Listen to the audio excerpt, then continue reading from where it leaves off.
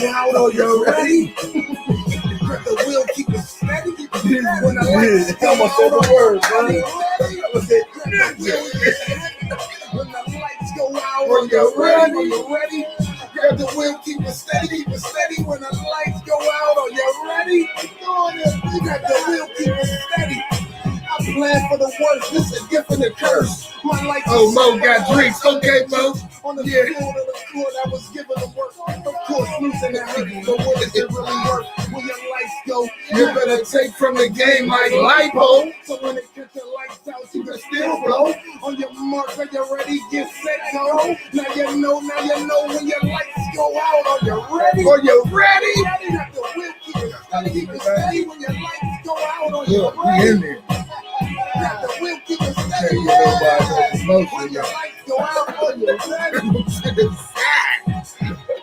Come on, them dog players, baby. We do it all.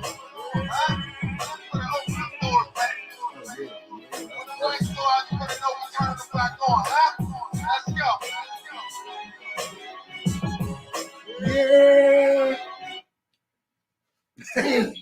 That's gonna be the last time I say it, man. Season 1, man. Season 1 finale. Listen, we got bottles and everything tonight, man. I ain't gonna show y'all what it is because it's only grape juice. But we balling out tonight, baby. It's a celebration. When the lights go out. Episode 21. My brother, I see you back there. You got your glass. You going ready to tip for us. I appreciate it. It's a celebration. When the lights go out every Thursday, 8 p.m. Season 1 finale. Last episode of season 1. It's been a long time coming, but I know a change gonna come. Yeah, let me move these bottles out the way. Get these bottles out the way. What's up, B? Man, salute to everybody. We got people checking in. We're gonna have a little fun tonight, man. It's been a long little ride, since April 7th, man. Brother.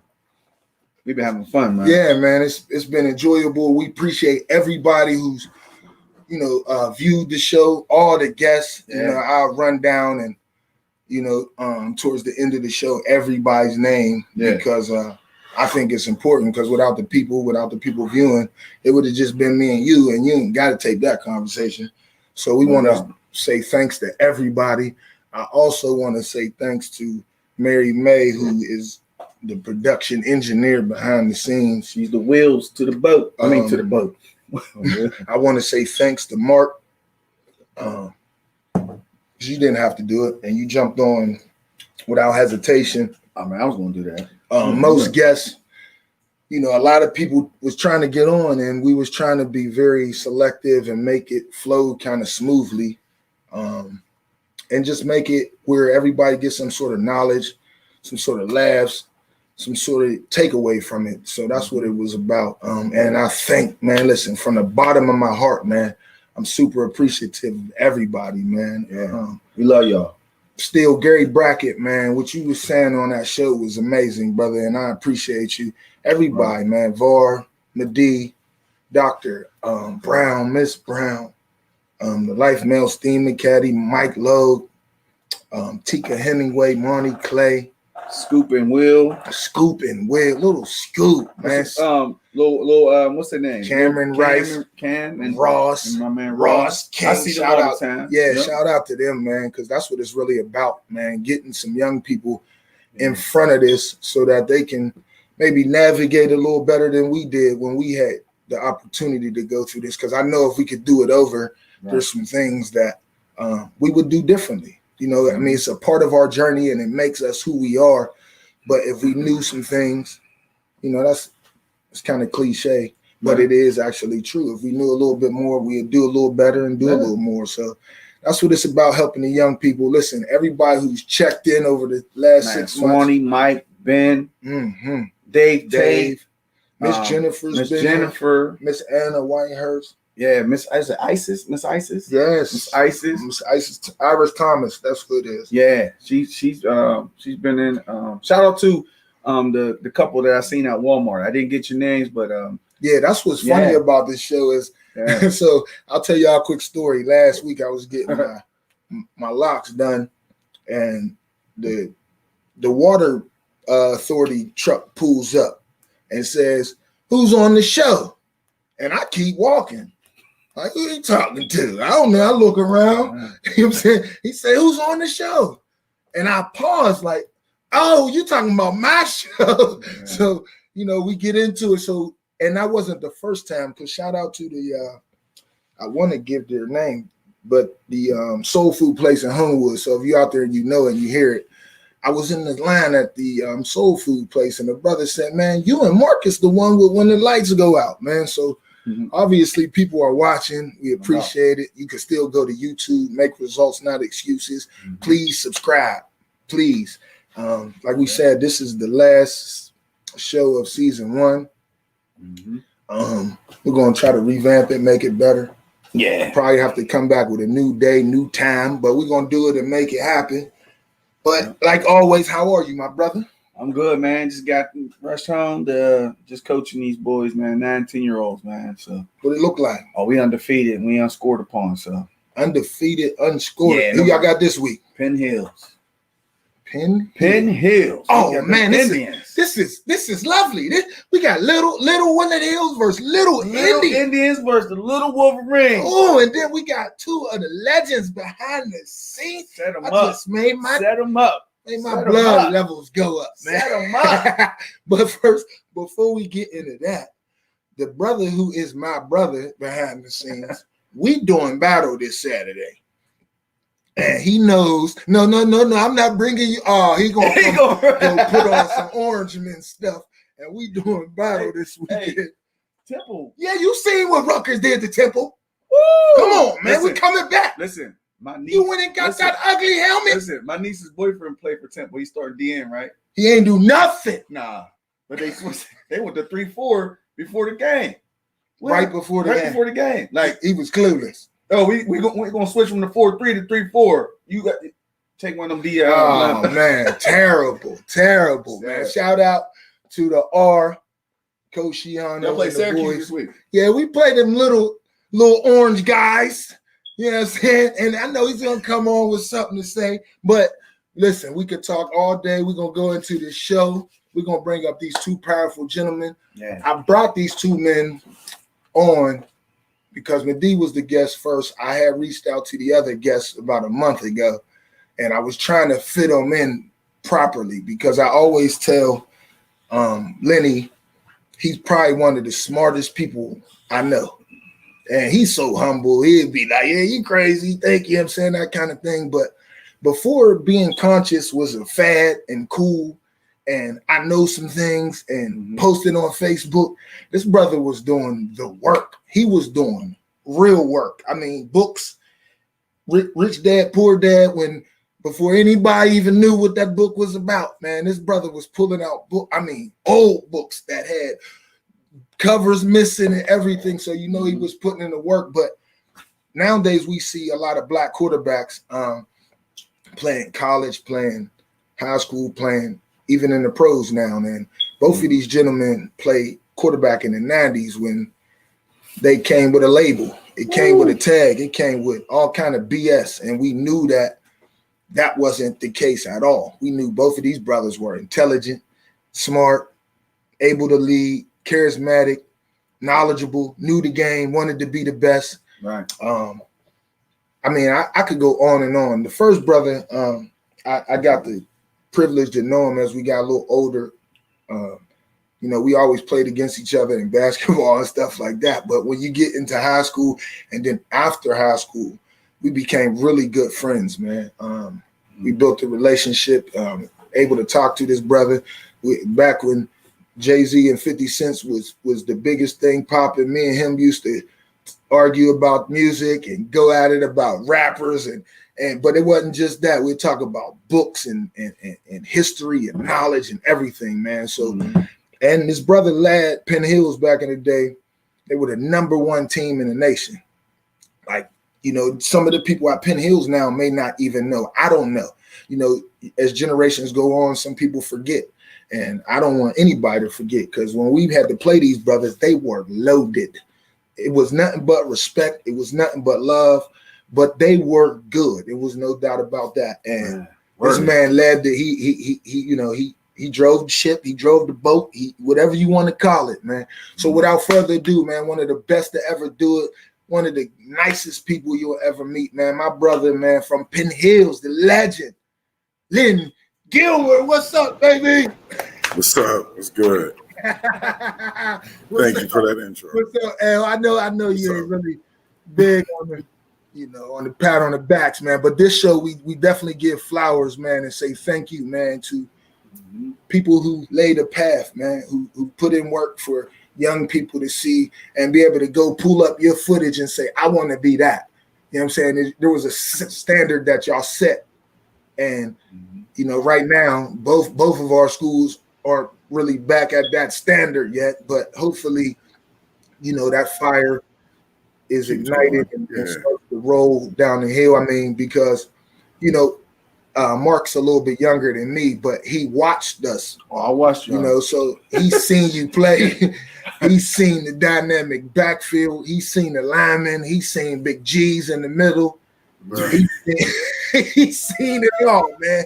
You know what I'm saying? And Chris Edmonds still mad at Madei for a pop pass that he was going to throw Chris, and Ron was going to take Chris Edmonds' head off. I remember everything, man. He was going to kill me. But listen, man, L, we appreciate you coming on, man. As we go on, if there's anything you want to promote it during the show, please feel free. But we just want to say thank you, man, for coming on, spending an hour with us, chopping it up, and letting us. Thank you for having me. Yeah. Thank you for having me. I like your show. I like the format. Yeah, I know. We appreciate it, L. We've behind the scenes talking, and like I said to start the show, man, you always were like a thinker, always very intelligent, and that always was dope to me. You know what I'm saying? When you see people when you're younger, and then you meet them as you get a little older, and you wonder, okay, that's why he's like that. Okay, well, that's why he's able to do that. And because, to be honest, running the offense that y'all ran, when you spinning and double dives and all that you got to be intelligent and smart and, savvy with that. So I'm like, okay, I get it. I see why he is who he is. I see why he was able to lead the team that he led. Just like, Madei, there's just certain thing about a quarterback that's like, okay, he got that it factor and he's able to lead people. So that was pretty dope to learn about you, L. And like I said, man, I appreciate the friendship. I appreciate knowing you. And we're gonna get into this conversation, my brother. Exactly. No, appreciate the intro. Thanks for the big ups. No, I'm happy I could be on the show. No, it'd be fun to talk about it. Yeah, definitely. And without further ado, I got my guy. Come on, man. Don't do it, man. At least let everybody see you without the orange on first. You know what I'm saying? Let everybody see the melanated skin before you put that orange stuff on, man. But listen, I love this brother, man. He gonna throw on the orange, but under the orange is always a turquoise and black stripe down his helmet, down the middle of his head, man. That's my brother. He's just like Al, very intelligent, very smart.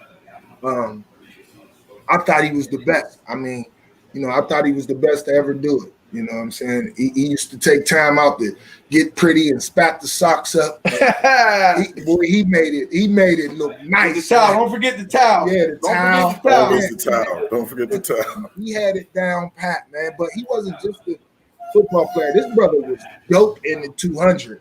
I mean, dope in the 200 and dope in the javelin. Yeah, he was Revenge of the Nerds. Who was that? Lamar. Hey, Mo, I know you ain't let him go. Look at it. Yeah. Nah, listen, man. The brother was dope, man. He was very athletic. He was an amazing person. So we had him on last week, but it was more about the team thing, and so I wanted to bring him back. So without further ado, my brother, Mad QB CEO, Mr. Madei Williams. What's up, my brother? Mo. Hey, man, listen. In celebration of, was it the 21st episode? 21st episode. 21st episode, end of season 1. Cheers to you fellas, man. Thank you, my Let's brother. go. Thank you. Listen, I'm drinking grape juice as well, man. Grape juice. Yeah. Oh, yeah. Grape Yeah. juice. We ain't There we drinking. go. Yeah. Uh-huh. We ain't drinking on Oh, camera. my God. We grown, man. We grown. Oh, and for the duration of this telecast, this episode, we friends. But just got to remind you, you see it. You see it. Oh, there we go. I got to center it. Oh, there we go. See, I won. Oh, Nah, I ain't gonna do it. I ain't gonna do it. You guys got to come to the Dome Magic. It's all good. We good for right now, but when this is over, back to talking some trash, bro. Yeah. Listen, brother, I will salute you. I appreciate you. What you're doing with the young people, man. Building young quarterbacks. And more than that, building young people, because as you know, it's definitely an easy way to throw in your mentoring side of things when you got them listening, playing ball. So, brother, salute to you, man, and keep doing what you're doing, brother, because it's amazing, man. It's really. Hey, Lenny, Hey, what's up, bro? what's good, man? What's Hey, good?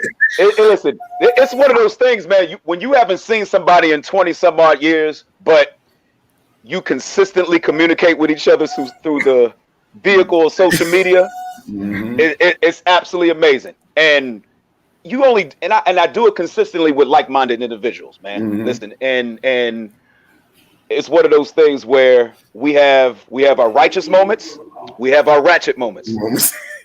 But we bring it all into balance. It all balances out. It all balances itself out.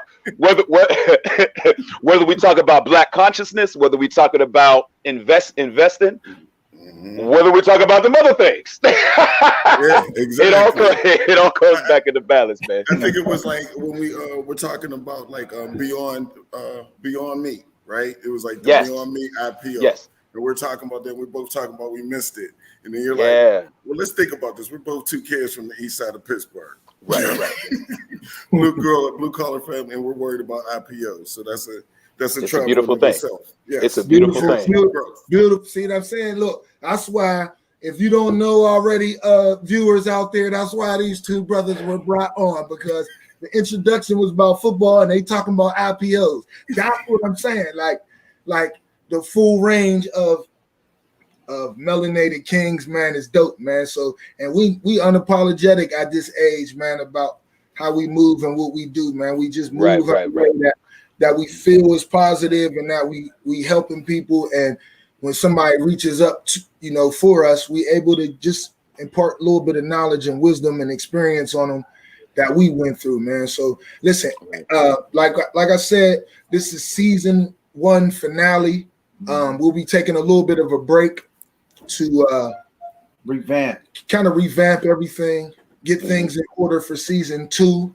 And it's no better way to, kind of put a cap on it other than having two of the most intelligent, two of the dopest human beings I know, man, Len Gilmer and Madei Williams.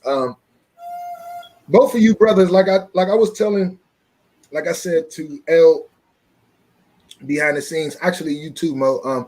Now we see this, we got Patrick Mahomes, Deshaun Watson, Russell Wilson, Lamar Jackson.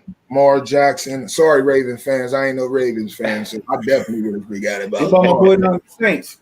Jameis Winston. Jameis Winston. Yeah, so we got a few brothers now in the league controlling the whole thing, man. And back when these two young brothers was playing in the 90s, it wasn't the same. It was not the same at all. Being a black quarterback came with a stigma that you probably weren't smart enough. You could run, you could throw, but you couldn't dissect the defense and do what was needed to get your team down the field. And we obviously know, I know, and Lenny knows, and Lenny's teammates knew that that was a lie, not a stereotype. That's a lie. That's a bold-faced lie back then because Lenny ran the #1 team in the nation.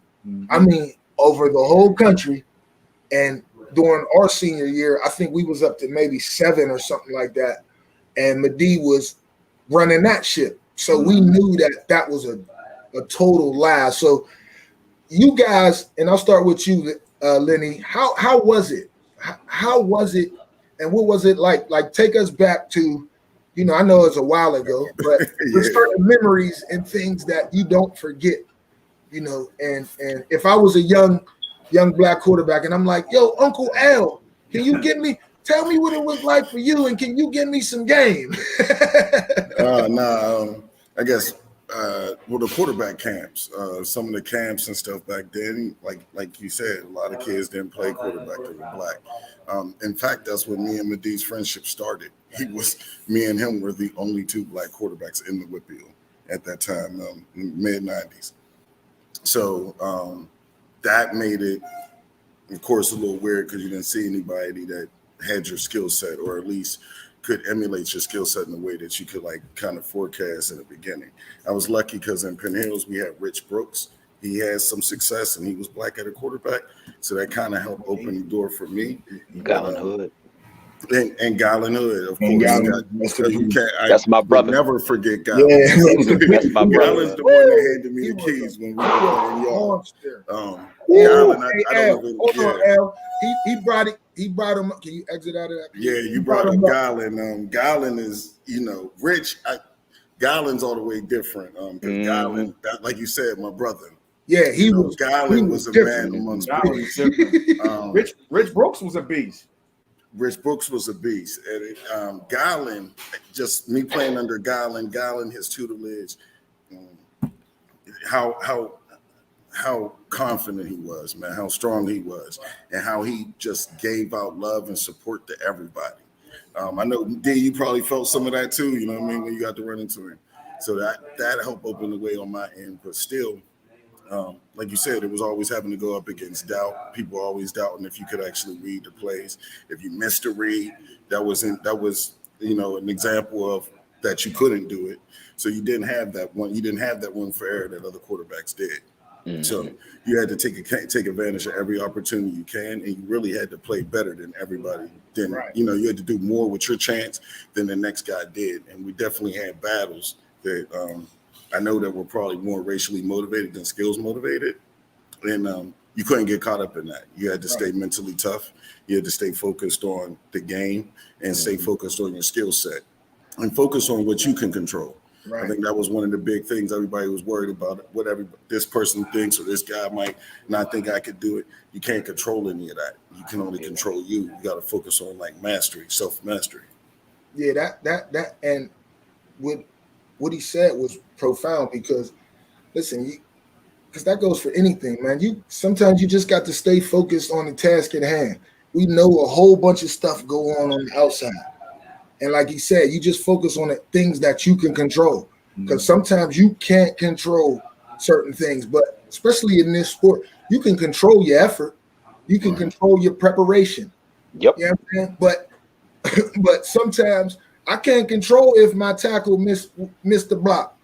You know what I'm saying? But I can't let that take me away from what I'm actually focused on. And Madei, same question to you, but you've taken it to a point where you're now the leader of a village. Yeah. You now lead young men. And a lot of the young men I see you leading look like a young Madei. You know what I'm saying? Young, tall, lanky, melanated young kid with aspirations of going and taking this. I remember seeing when you first had Brandon Wimbush. Yeah. I remember how young he looked in the face. Even before that, what's the kid who went to UCLA? What was his name? Devin Fuller. Devin Fuller. That was like one of your first kids, right? That was literally my first client back in 2009, 2010. Yep. And it's 2021, man. And 30 years. You've seen a lot of young people, man. Get like taking it back to when you and Lenny were quarterbacks. Right. What's the difference now? The difference now is that these brothers can play, they can be free. There's a creative freedom that they can play with now that we really couldn't, we didn't have that luxury 20 some odd years ago, for the simple fact that, you know, my greatest, I want to say, person that I looked up to at the time, early 90s, was Charlie Ward. Yep. Yeah. To me, he's the GOAT. When you're talking about fan is short of fanatic. I can't say that I'm a fan of any athlete, but I'm a fan of that man. Right. You know, so, and I think I told you I had the luxury and the privilege and the honor of meeting him and coaching with him in the Under Armour All-American game a few years ago. You know, so I had a chance to meet my childhood hero. But watching him, he was ahead of his time. Right. And playing in that fast break offense, he was literally like a point guard on the football field. You know, once Coach Bobby Bowden, rest his soul, was able to hand him the keys, they understood what he was able to do his junior year, and they changed the whole dynamic of the offense to fit his skill set. You understand? So, and watching his senior year, I tried to emulate my game as much as I possibly could, you know, and then watching him go through that draft process and the NFL not even give him a sniff.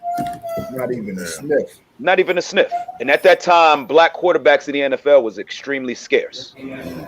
You know, and we all know what the association was at the time with black quarterbacks. The negative stereotypes that we can't think, we can't lead, we can't process information, which is so far from the truth.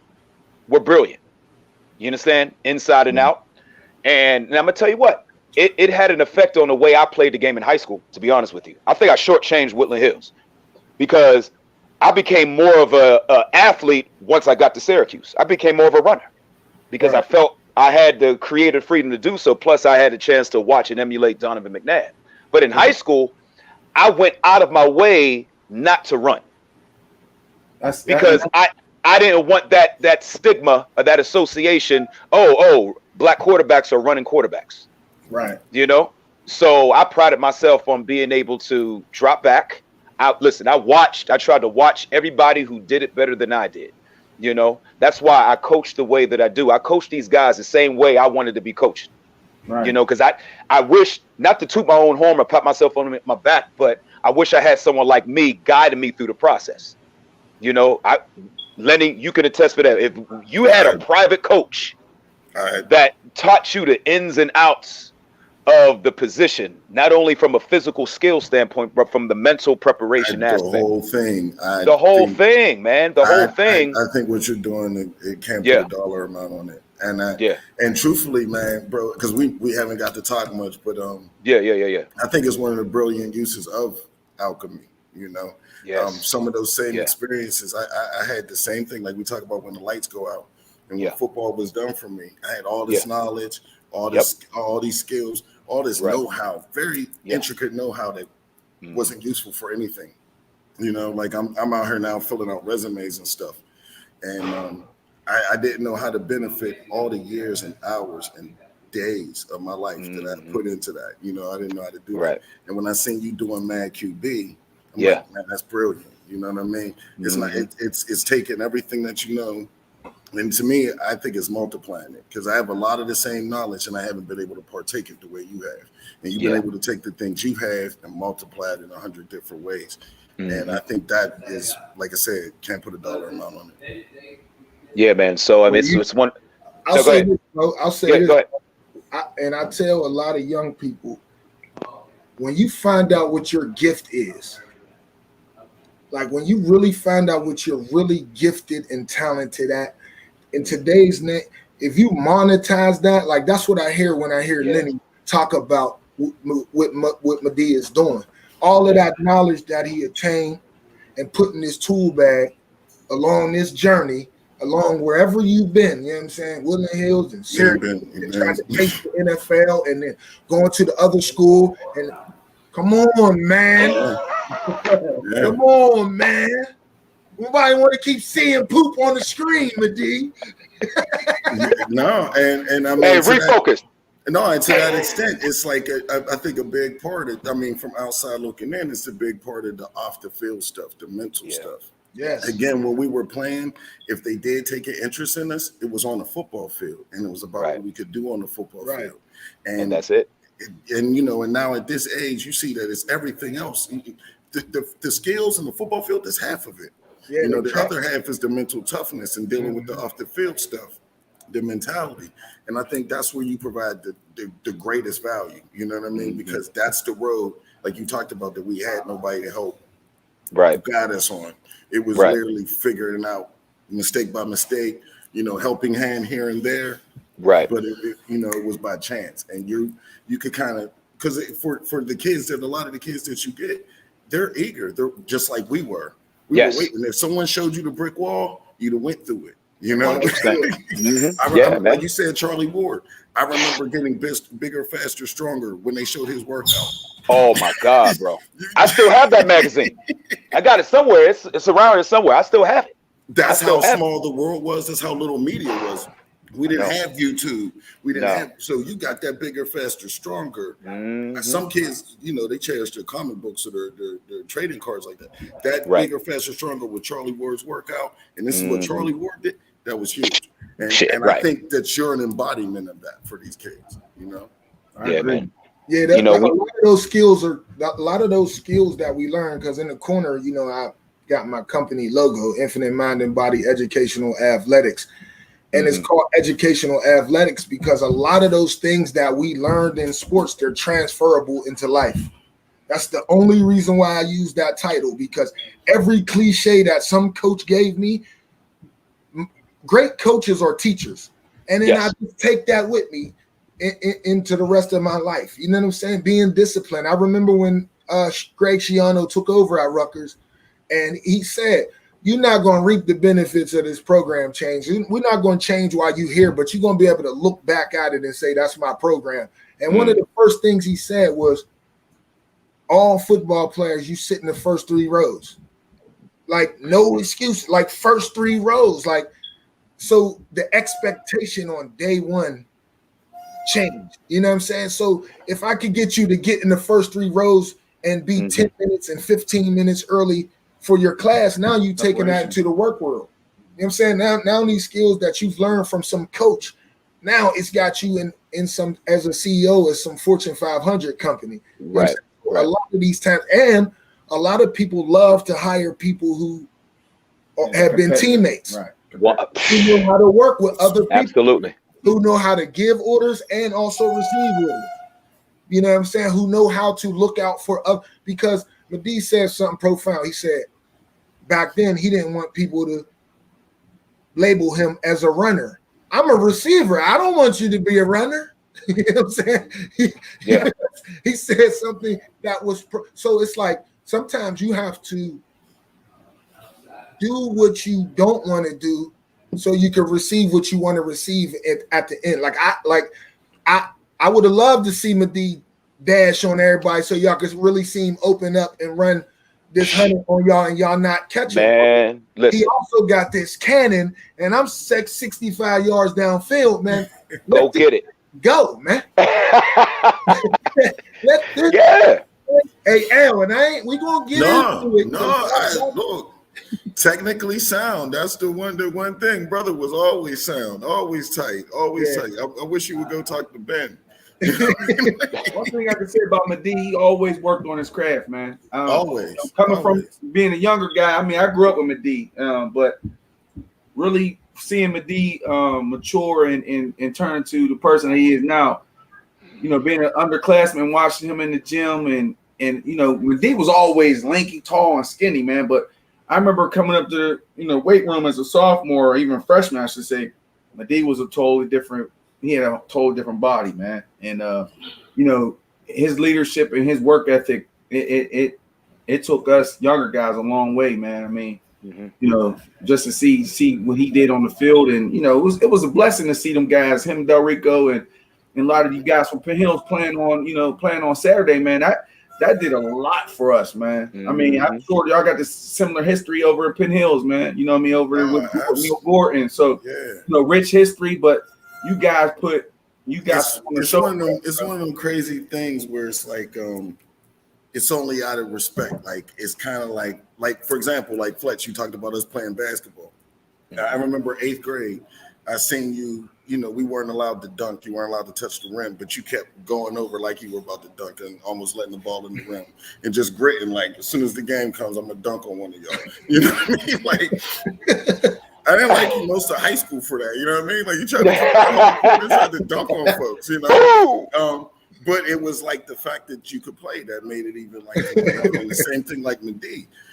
Like I said, every camp I was going out there, I would pull up and be in the parking lot and be getting out, and Madei be right there on the drills. I knew whatever I was doing. My dad would always tell it. My dad would say that there's someone out there working just as hard as you. So I would kind of use Madei as my measure because a lot of times I felt like I was already more athletic than other people, so I could take that slack.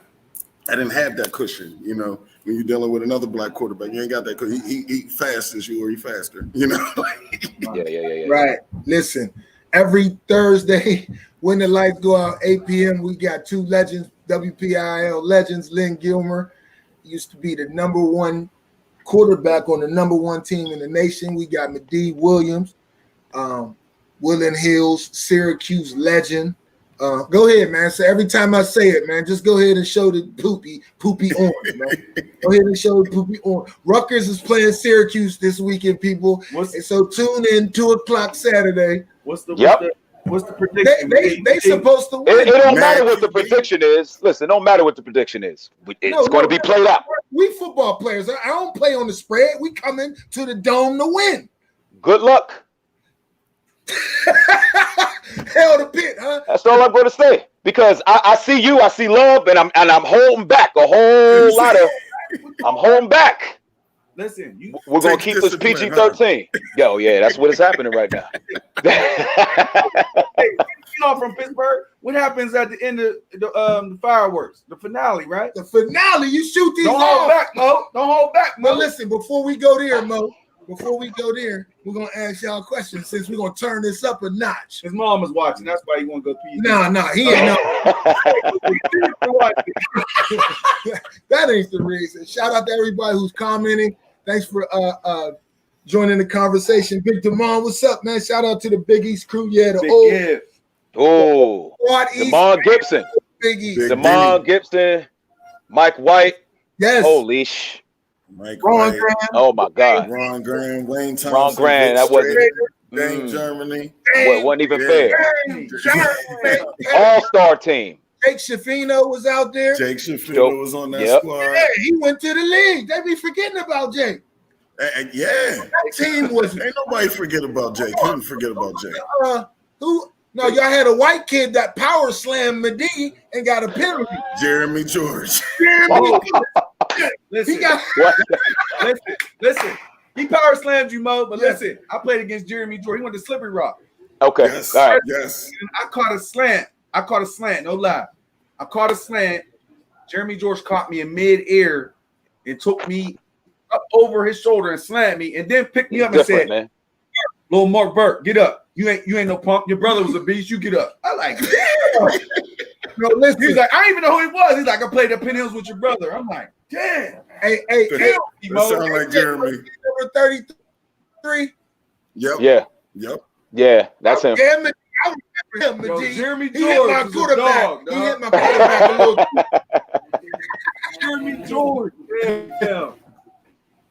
Fun times, man. Hey, Nah, my whole squad. Y'all had Fawn Nanji, you know what I'm saying? Yeah. Melvin Cobb. Had a couple cat. Chris Edmonds, you mentioned earlier. Another one, shout out to Chris. Yeah, I apologize, Chris. My bad, bro. I hung you out to dry. I heard y'all on the pre-show. I ain't seen you in a while, but I hope all is well. That's why I only ran 81s and 86s in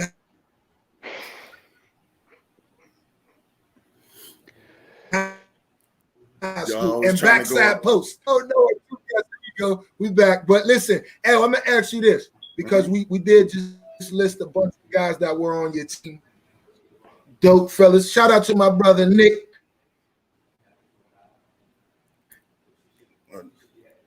You guys breaking up. Nick Brown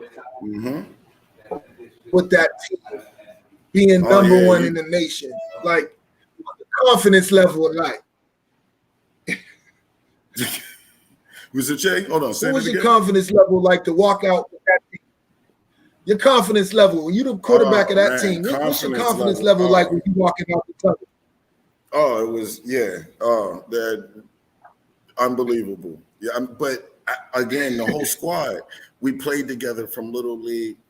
We played together through JV.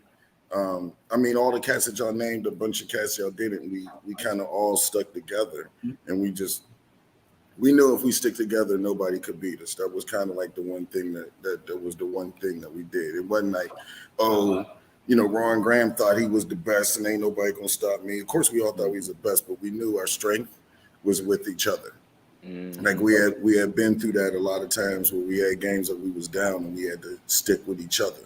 So like that's the funnest thing about being in there is like the accountability in our huddles. It would be hilarious because it would be like, come on, man, you missed that block. Like Mike White, you talk about Mike White. Mike White was always quiet in the huddle. If Mike White said something, then it was like, all right, he was out of pocket, So that's the one thing that we had that I think that some of us still keep as us being grown.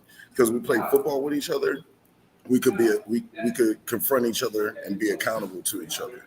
So were you the quarterback on that 9th grade team as well, L?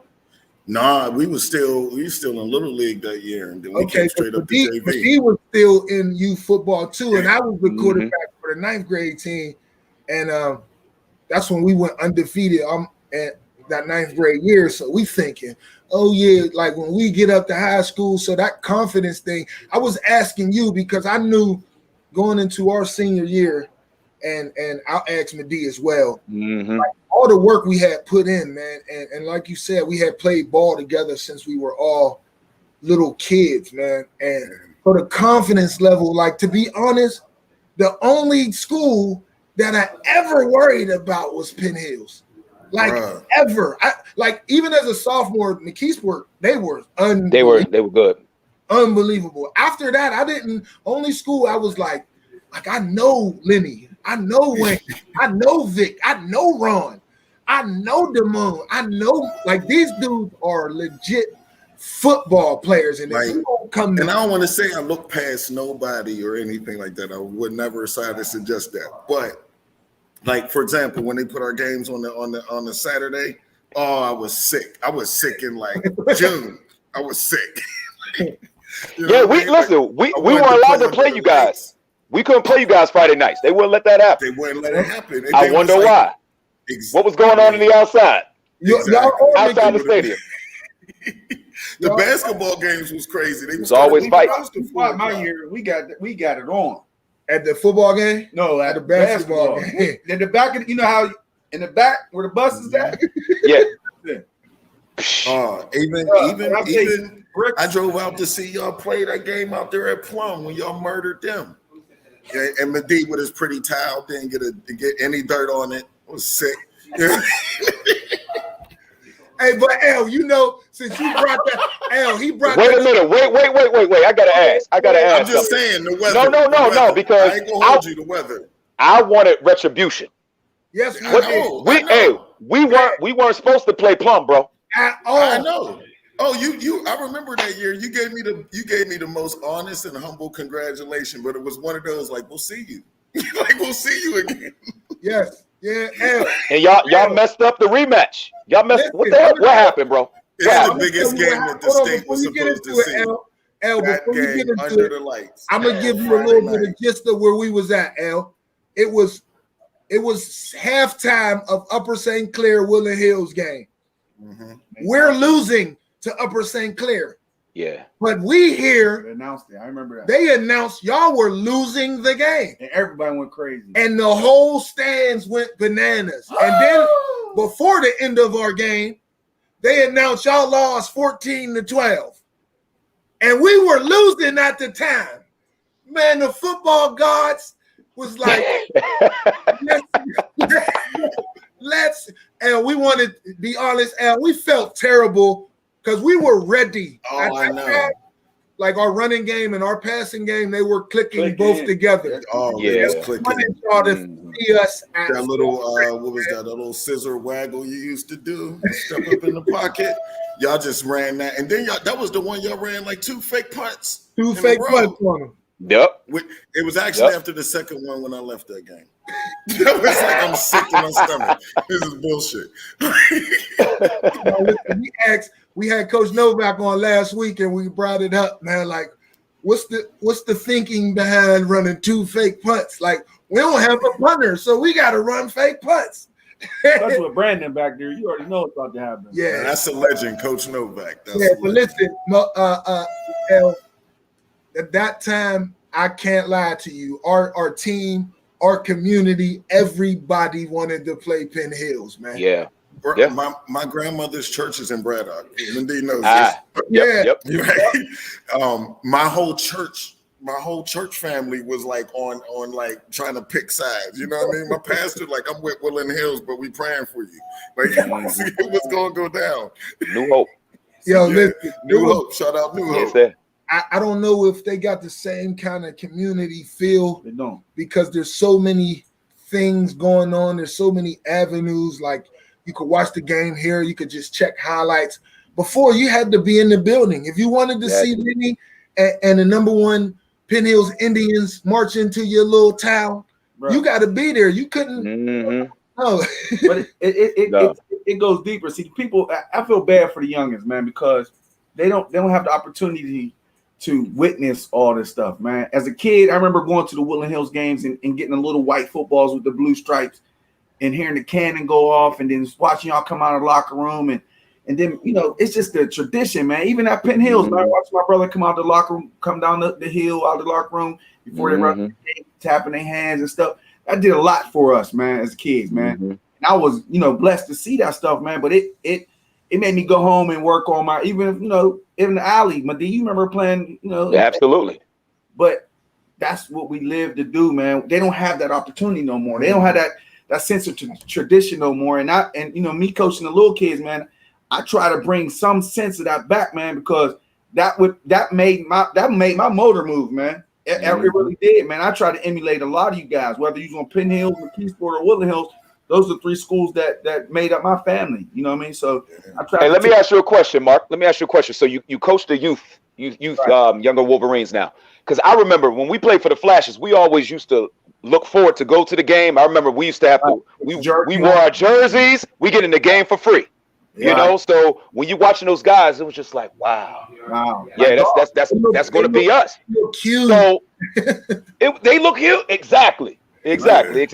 So do you guys do that now? Encourage the kids just so they understand that is the next progression? Yeah. So what I did, that they should have to look for? Thursday night is usually our last night of practice before the weekend. Okay. I give them Fridays off. So I told them, I said, listen, make sure y'all not just going to the game and acting a fool and playing free frog and stuff. I want you guys to actually sit down and witness and watch the position because that's how I learned, man. I mean, absolutely. I watched GT and I watched Mike AC and I watched you, Madei, and it was just amazing watching Delrico. And as a youngster, like Delrico's a sophomore and he's starting. I remember when I always tell him this memory is Delrico was playing right corner. And he's on the island, and VAR come through the off tackle left, and Fletch is out there by himself. And LeVar thought he's gonna run him over, and Fletch took him up over his shoulder and slammed him. So it was just like, wow, this dude is a sophomore doing this. Why can't I do it? You know what I mean? But I always tell the kids, Madei, go and watch this, man, because before you know it, y'all gonna be wearing the real turquoise and black and being there on that stage as well, man. So yeah, it's big, man. It's big. And look, we got somebody who put on there. We used to get the run plays at halftime. Right. Absolutely. Oh, Dion. Yeah, so what's good, homie? Experienced that. So as a kid, and shout out to Mike AC and Rich Dixon because Madei wasn't the only black quarterback at Woodland Hills. Right. There was 2 before him. Right. So shout out to those brothers. So he was able to, because Mike AC was a problem. Yeah, he was good. He was a beast on the field. So salute to Mike. And listen, man, like sort of, if you follow my journey over the last month, I've been home helping kind of restore some feeling back in Rankin and the community and that kind of thing. And that's all, but that's all that's missing, man, is just a fire, a desire for people who've made it, who've seen it, who've put on a Syracuse Orangeman jersey or put on an Akron or a Kent State. I don't care what college it is, but you just come back one time and grab one young boy and say, I was you. Yep. I was you. And if you want to do it, like Lenny said before we even got on, football and these sports, if you love these games, if you actually really love playing these games, it will dictate a lot of your life. It will make you go to class on time. It'll make you do what your mom says she wants the trash taken out. It'll make you take the trash out. It'll make you wash the dish. It'll make you do your homework. You know what I'm saying? It'll make you be conscious of a whole bunch of stuff. You don't want that taken away. I remember my third year of playing football, and we were still the Packers. Oh, wow. Packers. Yeah. Yep. And I wasn't doing good in school. And Jolene Fletcher snatched the whole season away from me. She made me go to every game, and I could not play not one game. Now, mind you, Swissvale, from the time I was a termite to the time I was a midget, I lost 3 games. 2 of them was that year. We went 6-2-1. And I was like, oh, yeah, I didn't even miss school for the next 8 years. Like, I sort of, my mom would come up here from the time that they took me, and I think I was in Miss Titus' class in 6th grade. So if you remember Miss Titus' English teacher, I got a red F. Who, what, when, been, behave, all that. I was messing that all. So I got an F in big red letters. And so Jolene Fletcher took me off the team, and it made me realize how much and how important this was. Number one, this is where all my friends at. Right. Like the whole projects is gone. You look around like there ain't nobody in the girls is at cheerleading. All the fellas is playing football. Some of the men up there coaching, and the parents up there watching. And be in church clubs. Yeah, and I'm like, I can't do none of this. So I understood, and I think we all understood how important it was. But Absolutely. It's up to us now, being the leaders of the next generation, to make it important for them. Yeah, like to really for them to understand, like L, you're not a quarterback coach per se. You don't have your company. But you're a quarterback coach. Yeah, and I mean, for that matter, like again, we're all from the east side of Pittsburgh. I think the ladder for athletics is kind of there for a lot of our black kids, like melanated kids, but the other avenues aren't. If a kid wants to be an actor or they want to be an engineer, they ain't got that support system. We ain't got no coaches and no mentors to help nobody from Penn Hills or Woodland Hills be no engineer. Right. Now, if you shoot a basketball and football, we got some resources. You know what I mean? Right. But it's like a lot of the other kids that got some of those other talents. We don't have no positive outlet for them to go get that and get some type of satisfaction and some recognition. And that's what football and basketball gave me. It gave me social recognition, gave me an outlet for all my energy, and it gave me something I was interested in. And that in and of itself, I mean, I remember my mom starting to threaten one time that I might not play football. And I don't know what it was. I don't know what it was over, but we never had that conversation again because I couldn't imagine not playing sports. I couldn't even imagine. I couldn't imagine it. Like, I could imagine me not going to school before I imagine me not playing basketball. I was skipping Miss Titus' class and going right to the football field. That's why in the intro, I always pinpoint, and that's my way of still having fun with hip hop and things, but it always says we're more than just athletes. Yes. And even while you playing the game, you got to understand that coaches got to be able to coach to a way that these, like we talked about earlier, they're transferable. You could take whatever this coach, what's up, Lonte? And he's a coach, Lonte Jeter. I know he give out because he was one of my OGs growing up, and would tell you right from wrong, will give you the right advice. But these coaches got to give these kids the confidence, because football builds confidence. Yep. When you make a play on Saturday and everybody jumping on you, and you made a time, Mark just gave up. You know what it felt like to watch LeVar play high school ball the year before, and then it's just me and him on the island, and then I do what the team needs me to do. Only at 175 pounds, and VAR was probably a good 205, 215 at the time. Yeah, looks like a monster, man. He's big, creative player. Yeah. So, you know, and I know the feeling of my teammates need me right now. You know what I'm saying? And I'm not gonna be on Fett Goes On getting stiff on. Not Fletch, not this one. He wasn't gonna sit for me. He was trying to run you he was trying to run me over like I was a young boy, but I wasn't no young boy. I was built for it because all the confidence. Melvin instilled confidence in me. Wayne instilled confidence in me. GT instilled confidence in me. Quaid, shout out to Quaid, man. He is the biggest confidence booster. He never played football around me ever. Damn, I heard that. Ever. Like Lonte.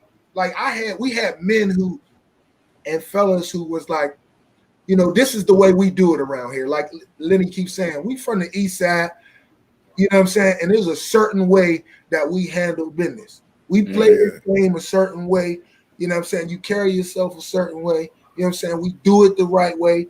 And then everything comes from that. You know what I'm saying? The benefit. You ain't got to be a football star. My brother I used to tell my brother he wanted to be number 20 so bad. And I tell him, bro, you don't have to be number 20. You can make your own legacy. And actually, you better in baseball. So play baseball. But he wanted to be me. But I always knew my brother was bigger than football. And that's why I follow him on Facebook. He in every country in America. Everywhere. Everywhere. Traveling back is crazy, man. And I mean, to that extent, I think that's the big thing, or at least that I run into with a lot of young people when I talk to them about sports. It's like, oh, well, I don't think I'll be a pro basketball player. I don't think I'm gonna be a pro football player. And it's like, that's not even the best part of getting out of sports, you know. The stuff you get out of sports is, like you said, the self-discipline, the self-determination, even the idea of something just as basic as you're not good at it, and then you figured out how to get better at it. And that's something that I know all of us probably shares, because there was something in some sport that you weren't strong at, and you were forced to figure out how to master that skill. And because of that, you know that you have a confidence that you know you can handle certain obstacles that life throws at you. Right. And it's not just on the field or just not a pattern formation, but family situations, work situations, situations with loved one and friends, business situations.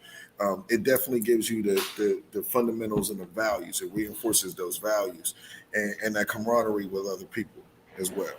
Yeah, man. Right. Sports amazing, Mo. Go ahead, Mo. Listen, we every Thursday, when the lights go out, 8 p.m. We had an amazing show. This is the finale of season 1. We're gonna continue the conversation for a few more moments. I don't want to hold you brothers up too long. But I think for us to continue to dig into the minds of you guys so that they understand that, listen, I brought them on here by way of football, but the connection with everybody else is going to be way through their mind. Like I told Lenny behind the scenes, L, if you could give me 2 books one or two books that you would say, you know, go get, whether you're a kid or an adult, that you know it'll benefit somebody and help somebody, just throw out a name or 2 for me, L.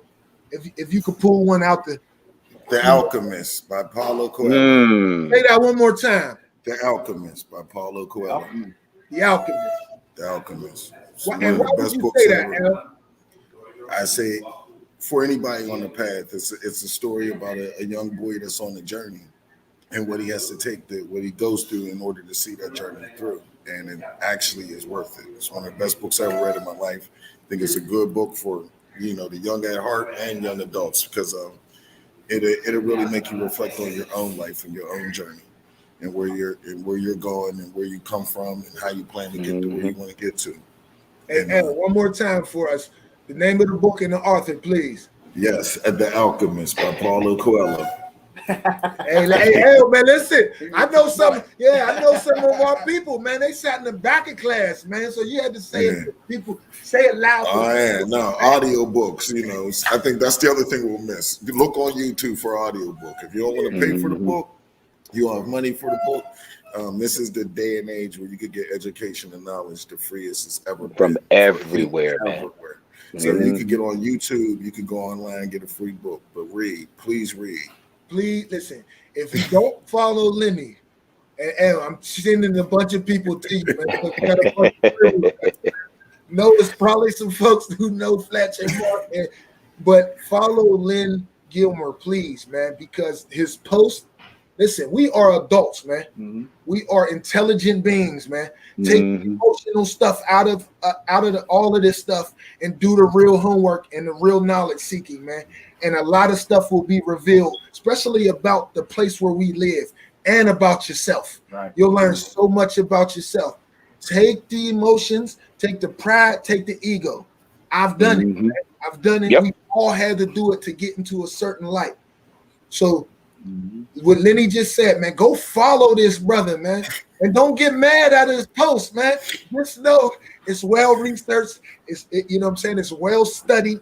It comes with references. It comes with support. Absolutely. Like some of our people out there, you know, they move off emotions.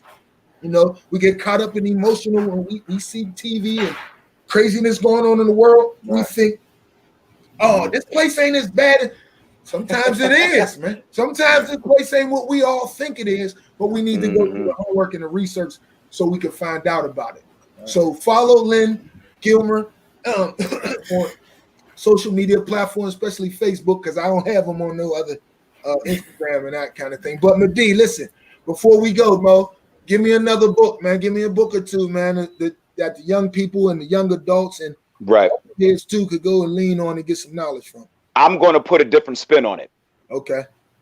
When you talk about mentorship is huge. You know, sometimes even us as grown men, you know, we can get caught up in our own pride and ego and not, I want to say, humble ourselves to understand that there's people older than us, there's people younger than us that know a little bit more about something that we want to know about. You know, it could be that bridge to get us from point A to whatever point B that we want to get to.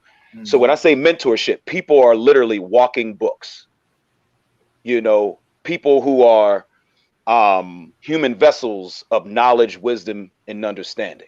You know, the best, and I'm big on relationships. That's why so many guys reach back to me.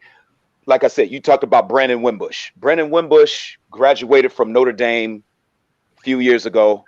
He's running his own mobile app now that's deeply invested into this new name, image, and likeness, this NIL phenomenon that's going on right now. He's created an avenue and a lane for student athletes on a college level to be able to understand there's so many different ways of making money and capitalizing off of your name, image, and likeness. So these guys won't be taken advantage of like we were in years past. You know, there's other kids who've graduated who are lawyers now. There's guys who are in law enforcement.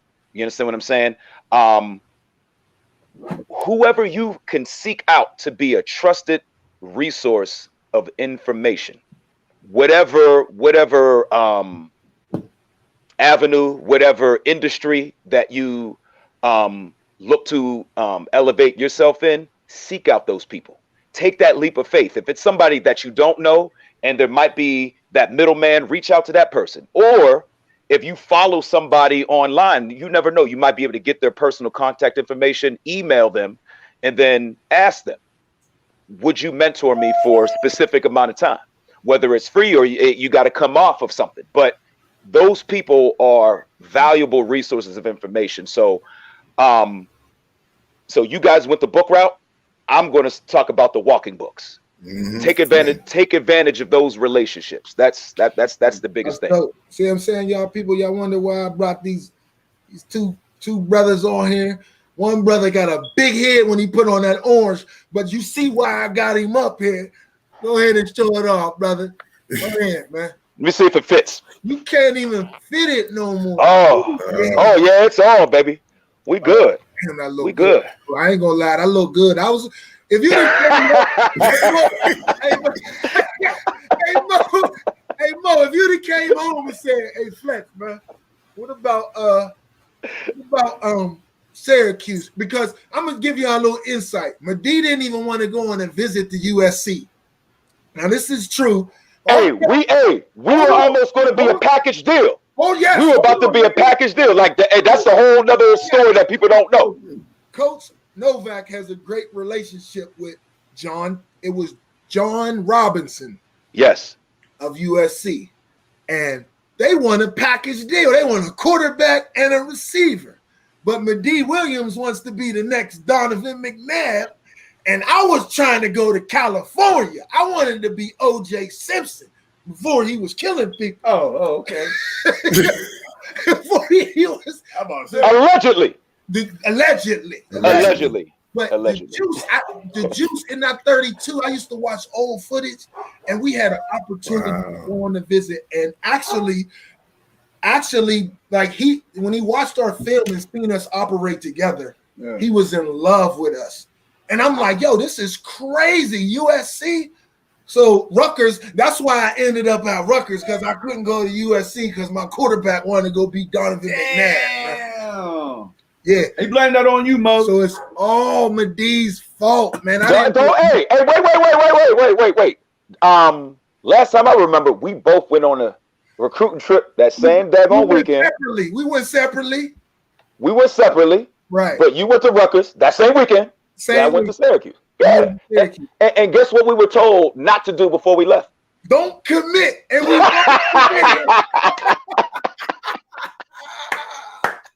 Who told y'all not to commit though? All the coaches. Everybody. Especially Nove. It's y'all first weekend, go experience it.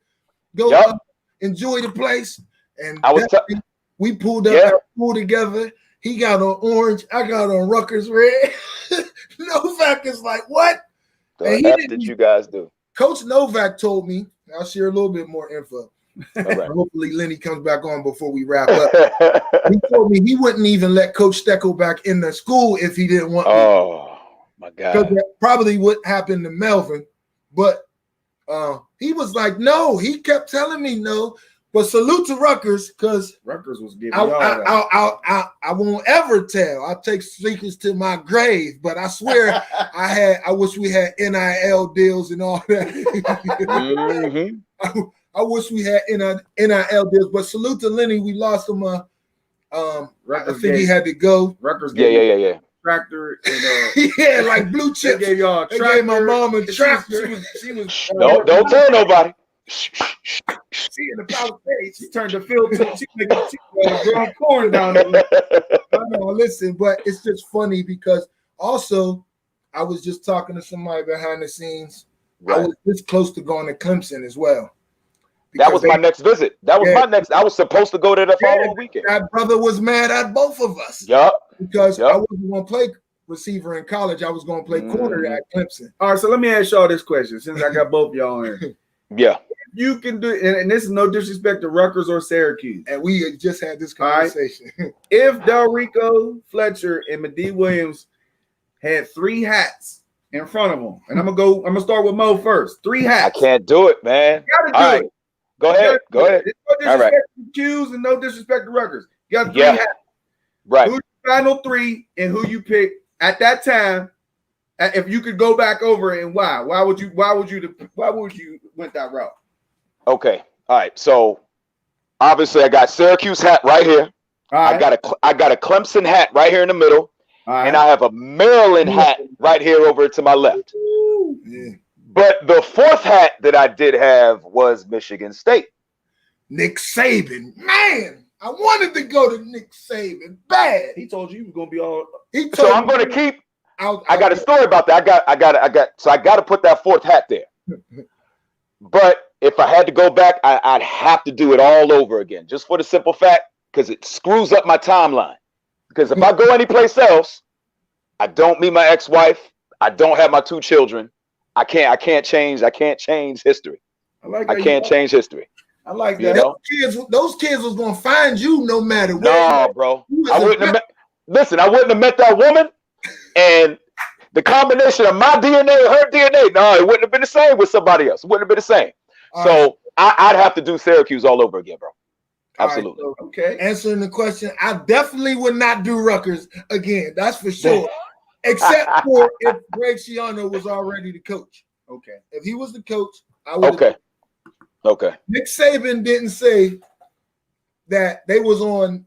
So it sounds crazy, but they were on probation, and he knew that they weren't going to have any bowl games. And then I choose Rutgers, and we ain't going to a bowl game anyway. And Nick Saban says, son, I could guarantee you I'm going to get you to the NFL. Damn. At safety. Guarantee. All right, man. I mean, I was 6'2". It was a perfect safety for Nick Saban. So I'd have had. You ain't want the money, bro. Pitt. You ain't want the money. I ain't want the money. You ain't want the money. So obviously I had Rutgers. I had Michigan State and Clemson. And it's funny because Lenny just checked off, but Clemson was leaving Woodland Hills to go see Dwayne and Vic. Every time he came up there to see me, this brother used to talk trash, what used to get me flowing. Like, yo, he is under my skin. He used to be like, well, I know some brothers over at Penn Hill better than you already. And I used to be like, I'm the best person in Pennsylvania. That's just what I used to tell him. I used to be like, and there's nobody better. He used to be like, LeVar Arrington. I said, coach, nobody's better than me. He used to say, you scared to play on the island. I said, go watch my highlights. That's all I did was press coverage. Like bump and run. That's what I didn't feel comfortable being apart. So I'm putting these long 6'2" arms on you and pushing you out of bounds. You know what I'm saying? So if I could do it over, those would have been my 3, but probably wouldn't have got a degree like I got from Rutgers. Yeah. Amazing degree. Met some amazing people. I could go down a list. But far as football, I just wish I would have picked a little better football school because there was so many things outside things being shoved at you at Rutgers for football. They didn't even want us in the Big East at the time. You know what I'm saying? They had something called the RU1000, and they was fighting to get us out the Big East. They didn't want to be a football school and this kind of thing. And then I'm like, football's the only ones that make money.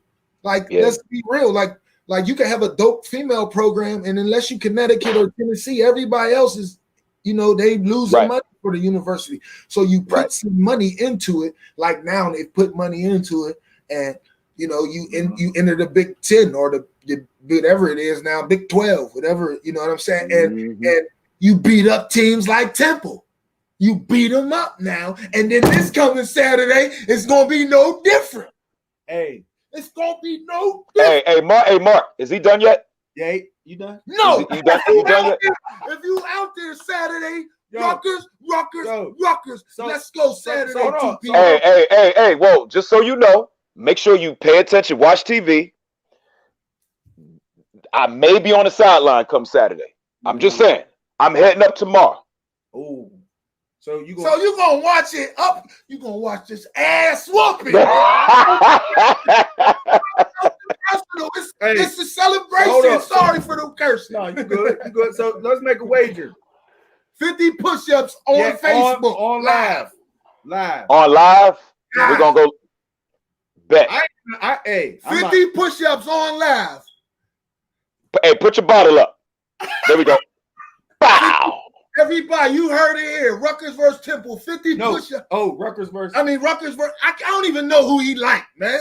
Syracuse. The Orange Girls. Yeah, he liked the Orange Girls. Oh, Mo. Yeah. Hey. No disrespect. I ain't gonna disrespect them because Mo. Shout out to Mo. Shout out to Mo, my brother. You know, we is at we got a long history. Going back and forth. Shout out to Maurice Walker as well. Yes. You know, me and him became teammates for a little bit with the Bills, put on the same. And he actually, Madei, he was so gracious, man. They opened up their house and showed me love like I was straight family, man. He's a legend in Rochester, New York, man. Oh, shoot. You want to talk about fast? Oh yeah, he's stupid fast. He was retarded fast. Yo, he used to whistle down that tree. I saw it in person. He ran a 4.18. Yeah. In person. A 4.18. Yeah. 4.18, bro. Go check. If you don't know him, go YouTube him. I thought you were talking about Reese Walker at first until y'all started saying Rochester and stuff. I was like, Reese Walker was fast. He is the fastest person I've seen in person. Yeah. And I've been on the same field with Michael Vick, Santana Moss, Andre Johnson. None of them faster than Maury. Right. That's amazing. And Andre Johnson. Mo Jackson. This is Maurice Jackson. That's Mo Jackson. Yeah. I'm thinking about Reese Walker too. Mo Jackson. Not bad, Mo. Yeah. Sorry, no disrespect for that. No, it's all good. Camp as well. Doing big things with the youth, man. Mo Jackson. Yep. Yeah, Mo Jackson. Yep. Man, go searching YouTube. Played at Syracuse with Madei. He was incredible. But listen, Madei, we want to thank you, brother. Yes. It's been dope. It's been powerful. Season 1 coming to an end. We appreciate Lenny for getting on. He just Facebooked me. He had to run. We appreciate everybody. Again, Reggie Stevens, Gary Brackett, LeVar Arrington, Mike Logan, Mike McMahon, Tika Hemingway, Damone Gibson, Monty Clay, Eric Walker, Fawn Nanji, Scott Henderson, Coach D, Rob Butler, Mr. Chavis, Malcolm Thomas, Jack Neff, Cameron Rice, Ross King. Salute. It's a hell of a lineup. Young fellas, the last 2 names, Ross King and Cameron Rice. Salute, young fellas. Keep doing your thing. Rayford Beasley, Dr. Ron Brown, Miss K Brown, Will Smith, Scoop Smith, our production engineer behind the scenes, Mary May. She's been dope for the whole season. My co-host, my brother, I love you to death. Love you too, bro. I appreciate everything you've done. Y'all have opened up the crib over the last month, and we've been shooting from, Mark's basement, from the nest. But shout out to everybody who's joined us. We're gonna take a little break, come back, revamp, refresh with season 2 with new guests.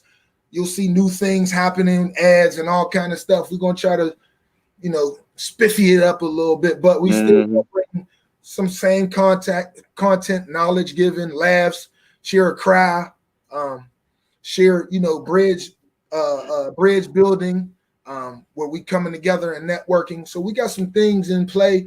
So Mo, we're gonna reach out to you in the future, man. I love you. Love you too, bro. You, bro. Keep doing what you're doing. Make sure you're taking care of yourself. Oh yeah. We know when we out here doing what we doing in these communities, sometimes you don't really think about yourself.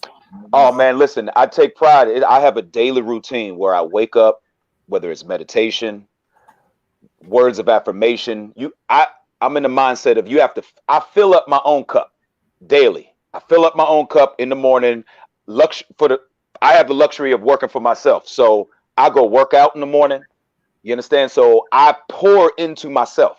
I fill up my cup and I'm motivated to fill the cup up of other people that I come in contact with for the rest of the remainder of the day. You have to. It's not selfish. Self-love is not selfish. Remember that. If you can remember any type of quote, self-love is not selfish. It's necessary. Look. That's dope, Mo. Yeah, that's dope. So hopefully everybody takes a little bit of what he just said, man. Take care of yourself. Miss Jennifer, she said she's proud of you on the screen. Miss Jennifer, salute. I love you hard. I love you hard, mama. That's our inside. Yeah. Yeah, a little inside joke, man. But no, man, we salute everybody. Thank everybody. When the lights go out, don't forget about us because you're going to see these faces again soon. Everybody stay well, man. Take care of your families. Take care of your health. They out here saying this COVID thing is back. So we just want to make sure you're taking care of your immune system. Right. Make sure you're eating right. Sometimes you might need to detach from the Facebook and all that kind of stuff and the Instagram, and because it helps, man. It helps because a lot of the time there's so much negativity on these social media sites and things that'll get to you in a certain way. So sometimes you got to just cut it off, man. And get help. If you need counseling, man, listen, put that pride aside and go rap to somebody, man. Yep. If you got young people out there you need a mentor for, I will be posting a new brochure and flyer. man, I do door-to-door house calls, man. We don't have time to waste and play around with all these other people, man. You reach out to Uncle Fletch, man, and we'll make sure your young king or queen is getting, you know, the cheat code to this thing called life, man. Some things where we stumbled and we fell, we can tell you we're not to stumble and fall. So just be on the lookout for everything Madei has in the future, what Marcus has going on, what I got going on. Also, listen, before we go, a lot of our kids are in these areas where trauma is a daily issue. And I'm going to reach out to the person that I'm talking to because I don't really want to put them on blast. But when we have places where children or young people are safe spaces for them, we got to remember the trauma and everything that come with being in some of these neighborhoods, the killings, the no conflict resolutions, the stabbings, the murder, the drug use, all of these kind of things. We got to make sure that we propping up where these kids can see positive people. Yeah. Because I've been in 3 meetings and everybody wants to continue to, you know, rest in peace and splash it all on the wall. But how about we teach these kids that there are people who navigated this thing, who know how to make it through, who've been lucky, you know what I'm saying, who got love for the neighborhoods, but they're success stories. Like, let's start showing the kids success stories instead of dead body after dead body after dead body after dead body, because you know how traumatic that is. Like, and if you don't, then you need to be out the way. Because as a young kid, I sat in a couple meetings this week, and I thought, if I was a young kid, how would I feel about just seeing 25 dead people up there, and 3 of them's my cousin? How about I see 35 people who made it? How about I see 4 of them who own landscaping companies? One own he's a plumber. He owned his own company. 10 of them made it to the NFL from Woodland Hills. 2 of them's a chef. 1 owns the library. 1 has a car. Like, how come they can't see that? Like, if you're not going to do that, get out of the way. Get the hell out the way. Because our kids don't need to see it no more. Yes, our mothers are going through some traumatic stuff with this, and there's no doubt, and we need to be there for mindset. You right, Andera. Yes, we have to change the mindset because these kids see it every day through movies, through social media, through real life. They've been to funeral after funeral after funeral after funeral, and then you become numb. Like, let's start making a way on the love instead of the trauma that's happened in our community, because it's happened way too much. Every one of us have been affected by it. And I always use my brother because he was like one of my real first best friends, OB4. He was one of my real best friends, and his mother still deals with the trauma today. And you think we're supposed to splash that up in her face every single day? No, definitely not. We're supposed to be there for her and hug her and love her. That's what we're supposed to do. But show everybody else who made it. I don't care how you made it. I don't care. I don't care what you made it in. You know what I'm saying? Whatever you made it in, let's start propping them people up, man. These kids need to see that success is real. It's real. They need those. They need to know those examples. Because if they don't see it, it's not going to be real. But they see death and destruction. That's real. That's their fate. And so we got to change. We got to change the narrative. Yeah, and then they become to the point. I ain't scared of it. I don't care, because we got so many kids you hear, and I hate that. I don't care. Like, we need them to stop saying I don't care, because we need them to care. And prop them up and show them family members who have been a success. Because if we put up there, they can't reach the person who's dead up there. Nope. But if they see somebody who's living and doing things in the community and making it better for themselves, and it don't always mean monetary. It has nothing to do with that. Because I know some rich people who are assholes and awful people. And I know some people who have nothing and stand on the biggest moral steps you can stand on. So let's remember that, man. All the mothers who losing people, all the fathers who losing kids, man, we feel for you, man. We love you. We here for you in any which way possible. Shout out to Lee Davis and that powerful group that I was with this weekend. I haven't been in too many meetings that was that powerful, man. And shout out to Tamara Collier, the U.S. District She works for the U.S. Department of Justice, Western District of Pennsylvania. That's the kind of people that I'm making connections with. Super powerful people. And those are the people that need to go up on walls all around the city. Not cousin Pookie, who was a terror anyway. Yeah.